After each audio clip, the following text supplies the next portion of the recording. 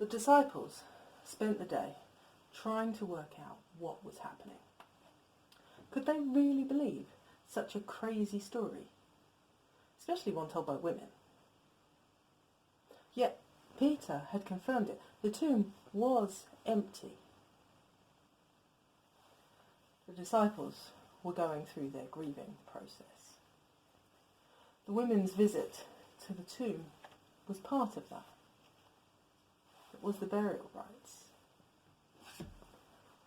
We all have customs, things that we do when somebody dies. When death happens, there's a process. We might hate it. We might go through it with a kind of automatic numbness. We feel confused and upside down. Yet we cling to the process because there's one thing that we do know. One thing that we wish we didn't know. However much we wish it, the thing we know, the thing we realise quite early on, is that they're not coming back.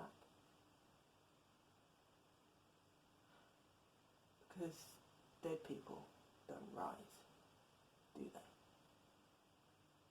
Think about it. If someone you cared about died, and then 3 days later someone told you that they'd risen from the dead, would you believe it? There are many miracles in the Bible,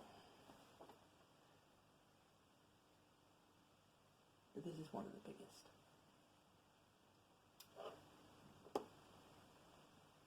And the disciples didn't believe it at first. Many of the later books in the Bible are written by Paul, and he really didn't believe it. And yet later, these same people are prepared to die for their belief that Jesus rose from the dead. They are so convinced, so completely convinced that Jesus is alive, that they can't stop telling people about it, even at the cost of their lives. Yet, when the women first came and told them, they didn't believe it. So what changed? What changed? They met Jesus. Jesus ate with them and drank with them. He met with groups of them, not just individuals. So no one could say that it was a hallucination, and no one could say that he was a ghost. He was real. And he explained things to them too. He explained how this whole situation had been prophesied, that it was part of a much bigger plan.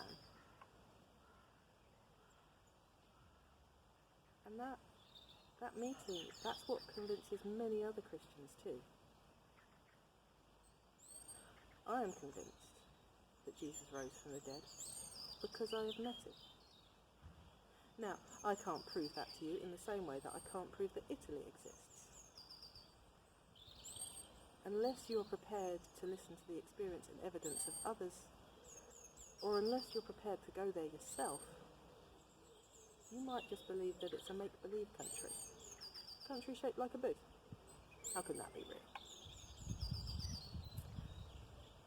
Once you meet Jesus, once you have that experience of God, it changes everything. Because you can no longer believe that God doesn't exist. You can no longer believe that Jesus stayed in that tomb. You have to believe that God rose from the dead. And when you believe that, you have to believe the other things that Jesus promised as well. One of them is this. He said, And this is the will of him who sent me, that I shall lose none of all those he has given me, but raise them up on the last day. For my Father's will is that everyone who looks to the Son and believes in him shall have eternal life, and I will raise them up on the last day. People don't rise from the dead. Yes, they do. And yes, they will. The story has a happy ending. Our story will have a happy ending. And that's why we celebrate. Happy Easter.